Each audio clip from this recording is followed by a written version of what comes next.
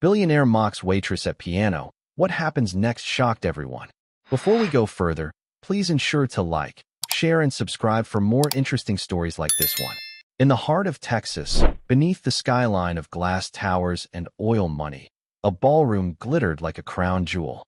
Inside, crystal chandeliers bathed the marble floors in gold, and violins swelled through the warm air. Laughter, loud and polished, echoed beneath the high arches, carried by people who never looked at price tags or parking meters. Waiters in crisp black ties moved like shadows, gliding between sequined gowns and velvet blazers. Trays of champagne floated on their fingertips. Conversations revolved around stock surges, art auctions, and scandals that hadn't yet made the news. At the center of this carefully curated chaos stood Victor Langston, the host, the shark, the king of it all. Tall, silver-templed, and always a step too loud, Victor was Texas royalty. Not the old money, ranch-owning kind. No, he built his empire in tech and oil, and he wore his wealth like armor. A diamond-studded watch flashed on his wrist as he gestured mid-story, reliving a deal that left a competitor bankrupt. His audience, investors, influencers, and opportunists, laughed a little too hard, drank a little too fast. Victor didn't just host parties, he staged them like power plays. On the edge of the room, away from the golden spotlight, Emily balanced a silver tray with practiced grace. Dressed in black slacks and a crisp white shirt, she looked like any other event staff, polite, quiet, invisible. Her shoes didn't gleam, and her collar was a little too stiff, as if borrowed. But her eyes, clear, thoughtful, quietly alert, saw everything. She moved silently, absorbing every detail. Who was faking their smile? Who was angling for a deal? Who had already had too much to drink? No one looked at her, which was fine. She preferred to stay out of the story, except for one thing. The grand piano. It sat beneath a sweeping staircase, untouched, its lacquered black surface gleaming like wet ink under the lights. A Steinway, of course. The kind of piano that made real musicians ache just to sit before it. Emily passed it often, her tray balanced, her steps measured. But her gaze always lingered. She wasn't thinking about cocktails or trays or tips anymore. Only the feel of keys beneath her fingers, the sound of chords swelling into something more than background noise. She hadn't played in years. Not since her father's hands had stilled forever. Not since the rent-outpaced dreams. Still, the music lived in her. Quiet, like breath. Constant. She paused briefly near the piano. Just for a second. And that was enough. Don't even think about it. The voice sliced through the room, amused, sharp, cruel. Victor Langston turned from his circle, his tone playful but edged in steel. A hush followed. Even the string quartet missed a beat. Emily straightened instinctively. "Sir." Victor strolled toward her, drink in hand. "That piano's worth more than a condo in downtown Austin," he said with a smirk. "You planning to play us a tune, sweetheart?" She said nothing. "What is it?" he continued, circling her like a game show host. "You play a little jazz at home? Bit of YouTube inspiration?" Emily kept her voice even. "I used to play. My father taught me." Victor raised his brows. "And now you're pouring drinks. Life's funny, huh?" A few guests chuckled. Others looked away. Victor gestured grandly. "Go ahead, then. Let's see what all that family training gets you. Entertain us." Emily's hands gripped the tray tighter. "I'd rather not." The room hung on her words. Victor leaned in, voice low and venomous. "You walk by that piano like it owes you something. Let's see if you're all eyes and no hands." The smirks returned. Someone murmured, "This should be good." Emily looked at the keys. Just once. Then she set her tray aside and sat.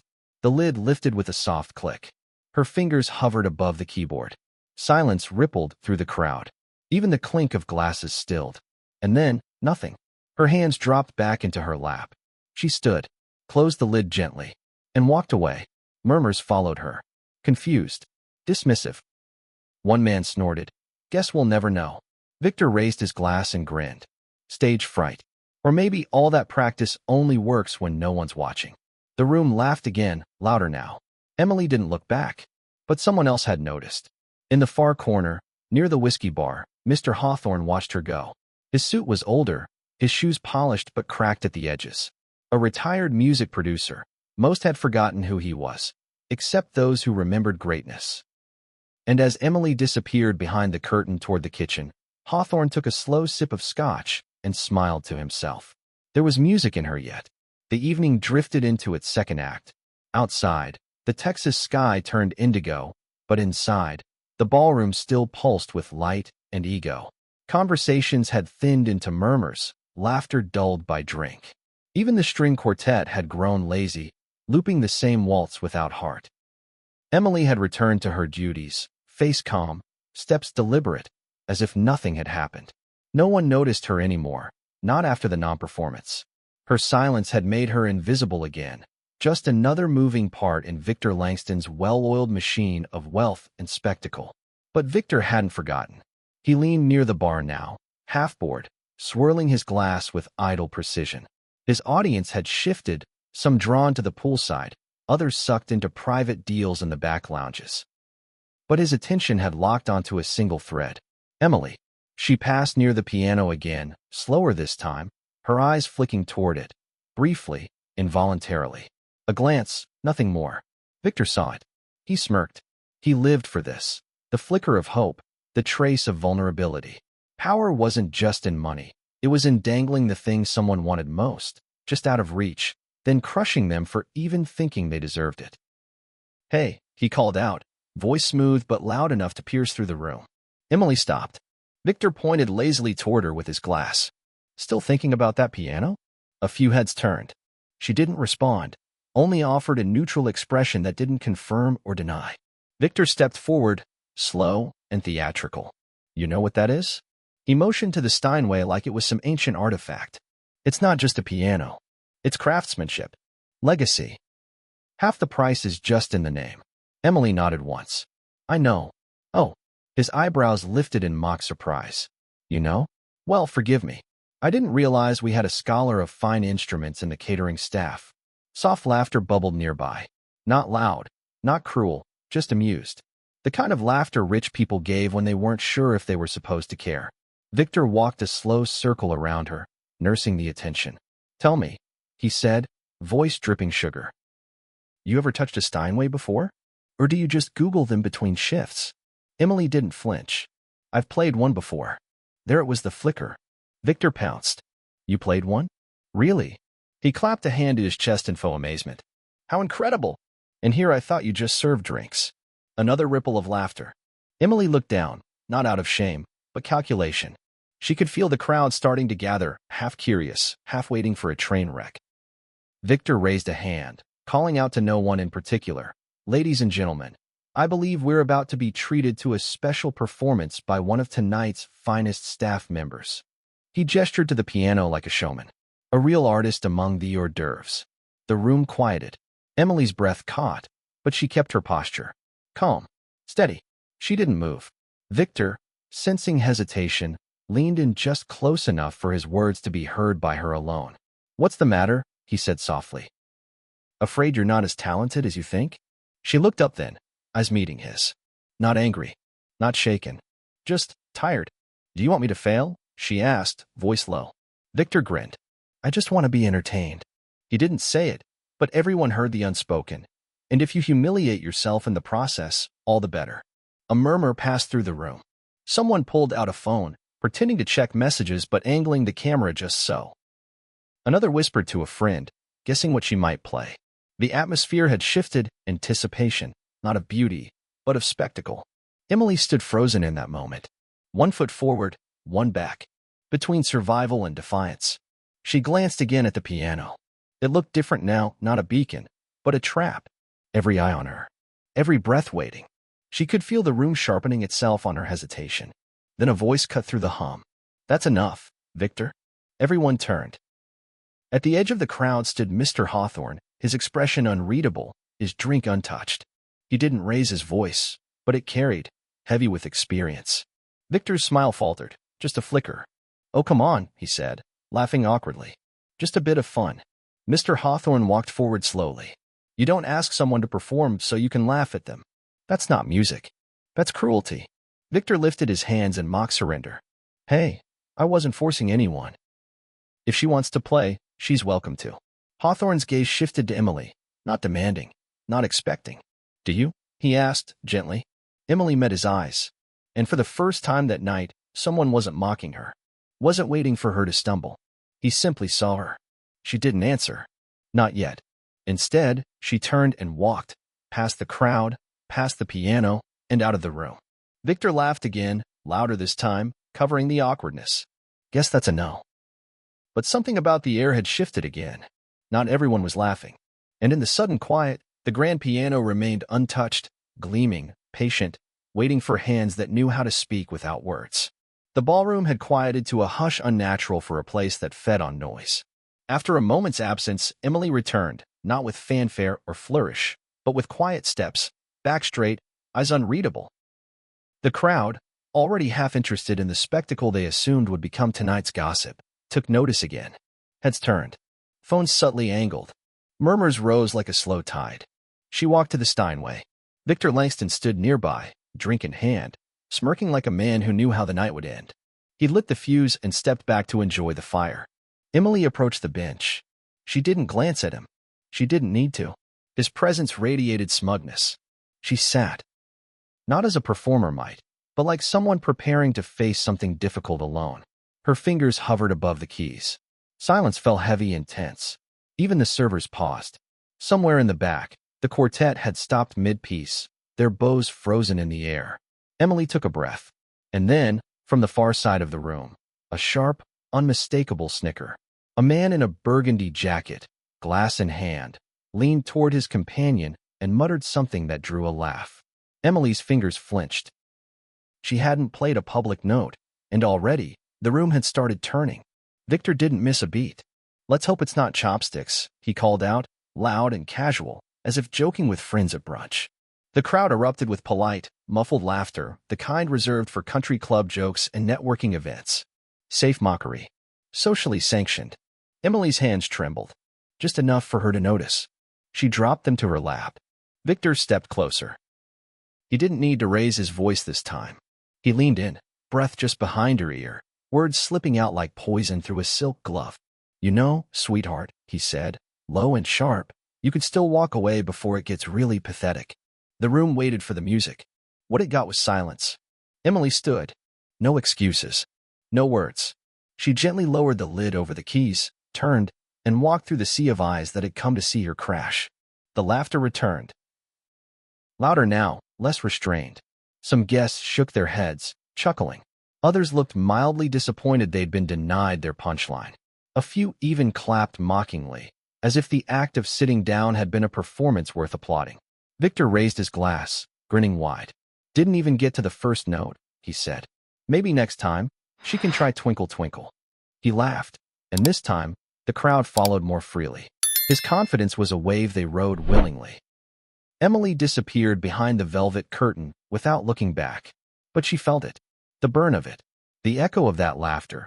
Mean and polished, rich and careless. She didn't cry. Not yet. She kept walking until the sounds dulled, replaced by the soft clatter of plates in the kitchen, the murmur of dishwashers, the clang of unseen labor. Back to the world she knew, where no one expected her to be remarkable. Meanwhile, in the ballroom, Victor basked in the glow of his moment.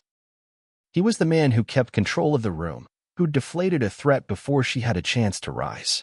The piano stood untouched, like a monument to his control. But not everyone had joined in. In the far back corner, leaning against a support pillar, stood the older guest, the one no one had spoken to all evening.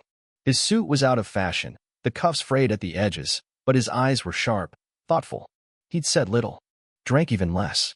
But he had watched. Every word, every pause, every flinch of Emily's fingers above the ivory keys. And unlike the others, he hadn't laughed. Instead, he now watched Victor with an expression just shy of contempt. The man set his untouched drink on the nearest table, adjusted the chain of his pocket watch, and quietly made his way toward the exit. Victor didn't notice. He was still retelling the moment to a group of younger guests, arms animated, voice rising with each retelling. She sits down, looks all dramatic. Like she's about to give us Beethoven or something, and then, nothing. Just walks away. You couldn't script it better. Another wave of chuckles. Someone asked, do you think she actually knows how to play? Victor raised his brows mockingly. Please. If she did, she would have played. That kind of hesitation? That's fear. Real talent doesn't flinch. But Victor was wrong. The hesitation hadn't come from fear of the keys. It had come from the weight of the room, the pressure of judgment, the taste of cruelty wrapped in charm. And somewhere behind the mansion's tall windows, in the dark quiet beyond the glitter and gold, Emily sat alone, her back pressed against the cool stone wall of the garden. The night air was brisk, her breath faintly visible as it escaped. She stared at her hands, hands that used to dance across keys with joy, hands that had once brought her father to quiet tears with the way they coaxed music out of silence. Now, they just rested in her lap. Still, unsure, silenced. A door creaked nearby. She didn't move. "Did you know?" a soft voice said behind her. "The man who built that piano was the son of a cabinet maker? Immigrant. Poor. No education. Just passion and craft." Emily turned. It was the older man from the corner. He didn't smile. He didn't pity. He simply sat on the edge of the stone planter beside her. "People like Langston forget," he continued. "Every masterpiece started in the hands of someone who was once dismissed." Emily didn't speak. He reached into his coat, pulling out a worn card and setting it beside her. "I don't need promises," he said. "Just one performance. When you decide you're ready." Then, just as quietly as he had come, he left, disappearing into the night like a note trailing off at the end of a song. Emily looked down at the card. There was no logo, no title, just a name and a number. She stared at it for a long time, the laughter from the ballroom fading into nothing behind her. For the first time all evening, she allowed herself to close her eyes and breathe. The party had thinned like smoke in a breeze. The glittering crowd, restless now that the performance that wasn't had ended, trickled toward the exits. Some drifted to the garden to gossip beneath fairy lights. Others hailed drivers and disappeared into the Texas night, already filing Emily's moment away under the heading of amusing failures. Victor Langston remained, of course, centered in the ballroom like a monument to himself. Still laughing, still spinning versions of his joke to anyone who lingered long enough to hear it again. But fewer were listening now. The punchline had lost its flavor. In the back corridors, behind swinging double doors, Emily leaned against a steel prep counter, her apron wrinkled, hands still folded tightly in her lap. She hadn't said a word since leaving the ballroom. The buzz of kitchen lights and the distant clink of dishes was all she heard now.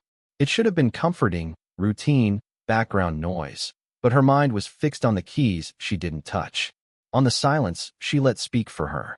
She hadn't cried. Not yet. Mississippi, the voice was quiet, gravel-tinged with age, but steady. Emily looked up. There, standing by the doorway, was the older man she remembered from the ballroom. Gray hair, slightly hunched, a suit that had seen decades of use, and still carried dignity like scent on linen. He stepped inside the kitchen as if he belonged there more than the ballroom. "I'm sorry to intrude," he said, "but I didn't want to leave without speaking to you." Emily straightened, confused. Do I know you?" He gave a modest smile. "No, but I know you." She blinked. "I know the way you looked at that piano," he said, "like it was a part of you you'd been missing." Emily lowered her eyes. "I just serve drinks." "No," he said gently, "you don't." She tried to laugh it off. "Well, I didn't play, either." "You didn't have the chance," he replied. "You were ambushed. That wasn't an invitation, that was a trap. And you're still standing. That counts for something." She looked at him then, studying the lined face, the calm certainty in his voice. "I used to be someone," he said. "Once upon a time, people played my records. Maybe even ones you've never heard of." Realization flickered in her eyes. "Hawthorne," she whispered. "That Hawthorne." He gave a small nod. The name meant something, even to her. Victor may have been rich, but Hawthorne was legend. A man who could take an unknown voice and pull gold from it. And he was standing here, in a fluorescent-lit kitchen, looking at her like she was worth listening to. "I've worked with geniuses, and I've worked with frauds," he said. "And I've never once seen someone look at an instrument like that unless they had music in them. Real music. You've got it. And I'd like to hear it." Emily hesitated. "After that? I don't think they want me to go near that piano." "I'm not they," he said. "And you don't owe them anything." She looked at the floor, then at the kitchen door, then back at him. "What if I freeze again?" she asked, barely audible. Hawthorne stepped closer. "Then you freeze. But this time, it'll be your choice." She stared at him for a long moment. Then, slowly she stood. The ballroom had quieted to a dull murmur. The party had moved past its climax, bloated on champagne and self-satisfaction. Only a few dozen guests remained, clustered near the bar, laughing too loudly and sipping too slowly. Emily stepped through the door with Hawthorne beside her. Some heads turned. Victor noticed immediately. He was mid-sentence when he saw her, then did a double-take when he recognized who she was with. He raised an eyebrow. Oh, look. The encore. Hawthorne didn't even glance at him. He walked straight to the Steinway, placing a hand lightly on the lid, and then turned to the room. Ladies and gentlemen, he said, calm but firm, I'd like to hear her play. The effect was immediate. Conversation faltered. Movement stopped. Even the bartenders paused mid-pour. Victor laughed once. You're kidding, right? Hawthorne looked at him. I'm not in the habit of kidding. Victor gestured vaguely around. With respect, sir, I don't think. You don't need to, Hawthorne cut in. You just need to listen. Victor blinked, but said nothing more. Emily stood just behind Hawthorne, frozen again. Not by fear this time, but by the weight of the moment. A silence that asked for everything. Hawthorne turned to her. It's yours now. Emily took a step forward. Then another. No laughter this time. No quips. Only curiosity and a touch of tension. She reached the bench. Saturday. Lifted the lid. Her fingers hovered again, but they didn't tremble. She closed her eyes and played. The first notes were soft, unsure, but they carried. A simple melody, elegant, haunting, not flashy, not performed, just true. Something between jazz and classical, with the loose, searching phrasing of someone rediscovering a language they hadn't spoken in years. The crowd listened. Actually listened. The room, once built to magnify spectacle, now held a stillness it rarely knew. No one filmed. No one whispered. Even Victor stood in silence, his smirk gone, replaced by something unreadable. Emily's hands grew bolder, the melody deepening, her confidence building note by note. The piano responded like it had been waiting for her all night, resonant, warm, alive. She wasn't performing for them. She was remembering who she was. 3 minutes passed. Maybe 5. And when she finally lifted her hands, the room remained frozen for one breathless second more. Then applause. Not polite. Not pitted. Real. Victor didn't clap, but he didn't speak either. Mr. Hawthorne stood at her side, watching her not with pride, but respect, as if confirming something he already knew. Emily looked out at the room, not as a servant, not as a guest, but as someone who had been heard. And that, finally, was enough. The applause still rang in Victor Langston's ears long after it had stopped echoing in the ballroom. He stood near the bar, untouched drink in hand, jaw slightly clenched, lips frozen in a half-smile. He hadn't meant to hold this long. For once, he wasn't the center of the room. No one was watching him, not even out of habit. They were watching her. Emily, the waitress. The girl he'd mocked, the girl who'd walked off in embarrassment not an hour ago, now stood near the Steinway, cheeks flushed with something that looked a lot like dignity. Victor hated the feeling tightening in his chest. He couldn't name it right away, jealousy, perhaps, or disbelief, but it was sharp and immediate. She had made a fool of him, not through confrontation or wit. That would have been manageable. No, she'd done it through music, through skill, through something so undeniably beautiful that even he couldn't talk over it. The remaining guests drifted toward her now, like planets toward a quiet sun. Polished women in diamonds nodded warmly. Men in suits smiled without arrogance. And in the middle of them all, Mr. Hawthorne stood like a proud conductor who'd just revealed a hidden symphony. Victor watched from the fringes, fingers tightening around his glass. Did you know she could play like that? Someone asked near him. He turned. It was Charles, a hedge fund manager who owed Victor a favor or 3. Victor gave a dismissive shrug. She probably practiced one piece for months, hoping to show it off at some party. That kind of parlor trick isn't real talent. Charles raised an eyebrow but said nothing. He simply turned back toward the piano, where Emily now spoke quietly with a pair of music scholars who had lingered behind the other guests. Victor took a sip of his drink. It tasted bitter.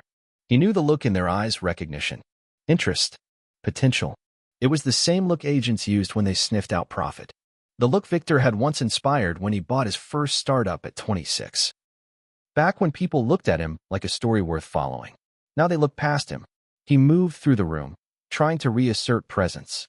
A few smiles met him, 1 or 2 nods. But the awe had shifted. The gravity had changed. He made his way toward Hawthorne. The producer noticed him immediately, but made no effort to greet him. Victor cleared his throat. Quite the show. Hawthorne turned, calm as ever. It wasn't a show. It was a moment. There's a difference. Victor gave a tight laugh. She played one song, and the room went silent, Hawthorne said. That rarely happens for one song. Victor's voice dropped an octave. You're not really considering her for something serious. Hawthorne studied him. Why do you care? I don't, Victor lied. I just think it's amusing. You, of all people, chasing a waitress for talent. But desperate, don't you think? Hawthorne didn't blink. You're mistaking humility for desperation. It's a common error among men who mistake wealth for insight. Victor stiffened. The insult had landed, casual as a breeze but cold as steel. She didn't even want to play, he said. She froze. You saw it. She couldn't handle it. Hawthorne shook his head. No, she didn't freeze. She held herself back. There's a difference. She was protecting herself from a room that was never kind to her. Victor's facade cracked. And now she's some prodigy, because she played one emotional tune? I've heard thousands of pianists, Hawthorne replied. Most of them are skilled. Very few are honest. She's one of the honest ones. Victor turned away, the back of his neck hot. The evening had slipped from his grip. And what made it worse, what churned inside him, was that he hadn't seen it coming. He dismissed her like furniture. A background detail. A quiet girl with a tray of champagne and too much curiosity. He remembered the way she looked at the piano. Like it was something sacred, not ornamental. That look haunted him now. He walked toward the garden, hoping the cold air would shake the feeling off. Instead, it followed him, gnawing. He hated being wrong, especially in front of everyone. Back inside, Emily was still surrounded. Someone had offered her wine. Someone else asked her who she trained with. She answered humbly, always quietly, never flaunting. Her lack of ego only made Victor seem louder in retrospect. He watched through the glass doors. She didn't gloat, didn't even glance his way. That too burned. He replayed his joke. Let's hope it's not chopsticks. The memory of it tasted like Ashnell. She had played something haunting, melancholic, vulnerable, something with pain in it and grace. And he had tried to reduce her to a punchline. Victor clenched his jaw. He couldn't let this stand. Not like this. The room might have fallen under her spell tonight, but he still owned the mansion. The cars outside, the contacts, the press. He had money, power, influence, things she'd never understand. And yet, despite it all, a strange, unfamiliar doubt wormed through him, because he couldn't deny what he'd heard. And worse, what everyone else had heard too. Victor Langston, who defined parties and dictated the room's mood, had been replaced, even if only for a song, by someone who wasn't even on the guest list. He downed his drink in one sharp swallow and turned away from the glass. He'd lost control, and he didn't know how to get it back. The next morning, Victor Langston sat in his marble-tiled office, a half-empty tumbler of scotch beside him and the curtains drawn tight. A headache throbbed just behind his temples, not from the alcohol, but from memory. Emily. That name had never registered with him before. Now it wouldn't leave him alone. Across his phone screen ran post after post, photo after photo, guests from last night's party uploading snippets of her performance. The few who had recorded the tail end of her song shared it with captions like, "The waitress who stole the room," and "Real talent still surprises you." Victor scrolled with growing irritation. This wasn't supposed to happen. He was the one who owned the stage. His wealth bought attention, adoration, power. Now the attention had drifted, shifted, not in scandal or rebellion, but in admiration. And it centered on someone who had worn a serving apron and stood by the piano like she didn't belong. He opened his email, requests for interviews, invitations to panels, but not for him. For her. One message from a music foundation director read, "We'd love to speak with Miss Emily. Mr. Hawthorne says she's the most authentic pianist he's heard in years. Would you be so kind as to pass along her contact info?" Victor stared at the screen. Not your gala. Not your contacts. Not your spotlight anymore. With a sharp sigh, he stood, paced. By noon, she had become the talk of every lounge, brunch, and gallery in his social orbit. Hawthorne hadn't made a public statement, but his quiet endorsement spoke louder than any headline. The man had launched stars before. When he said someone had it, the industry listened. Victor knew this game, how quickly perceptions could shift, how fast status could change. One moment you're the gatekeeper, the next, the crowd's favorite key is in someone else's hands. And right now, Emily held it. Emily didn't go into work the next day, not because she felt triumphant, far from it, but because she needed to think. She sat in a sunlit corner of her tiny apartment, still in pajamas, the weight of everything pressing in. Her phone had buzzed nonstop. Strangers wanted interviews. Musicians wanted to collaborate. A local paper had even called her a mystery prodigy. But none of that felt real yet. Last night, she played for herself. For the version of her that almost disappeared beneath a storm of shame and silence. She hadn't planned to return to that piano. Certainly hadn't imagined applause. And now, all of this? She thought of Mr. Hawthorne's words. Talent should never hide from cruelty. It hadn't just been encouragement. It had been a commandment. A dare. There was something thrilling in it, but terrifying too. She hadn't been trained at a conservatory. She learned in borrowed hours on community center pianos, watching YouTube tutorials, scribbling notes on napkins during shifts. She didn't have pedigree, but now she had people listening. She picked up her phone, hesitated, then called the only number she'd saved from last night. Hello, Mr. Hawthorne? It's Emily. A pause, then warmth. I was hoping I'd hear from you. They spoke for 20 minutes. By the end of the call, they had a meeting scheduled with a small label and a guest slot at a private salon next week. Emily hung up slowly, her heart loud in her chest. By evening, the tables had turned further still. Victor attended a fundraising dinner at a private club, an event where, usually, he commanded attention with ease. But now, as he worked the room, he noticed something different in people's eyes. Curiosity, but not for him. They asked polite questions. But more than one person, halfway through conversation, mentioned her. That girl last night? Emily. Was it? Remarkable hands. Like she was born with a piano in her soul. He smiled stiffly, changed the subject each time. But it was no use. Even outside the walls of his mansion, she was becoming someone. Not just a girl with a lucky moment. A woman with presence. People wanted to see her again now. Not because of the spectacle, but because of the sincerity they'd felt in those few minutes. The same sincerity Victor had tried to mock. It gnawed at him. The more she rose, the smaller he felt. By the week's end, Victor did something he hadn't done in years. He attended a small classical recital, not as a sponsor, not to be photographed, but to watch. And Emily was there.